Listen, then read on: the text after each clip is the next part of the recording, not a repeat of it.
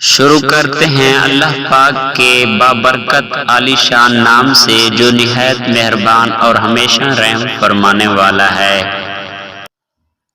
اس میں المہیمن کی خواص۔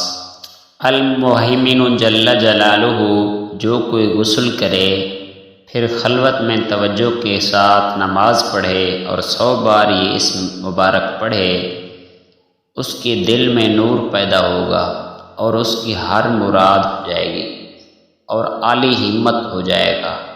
جو کوئی اسے 29 بار پڑھے گا اس کو کوئی غم نہ ہوگا۔ جو یہ اسم مبارک ہمیشہ پڑھتا رہے گا تمام بلاؤں سے ہمیشہ کے لیے محفوظ رہے گا۔ ہماری آج کی یہ اسلامک ویڈیو آپ کو اچھی لگی ہوگی۔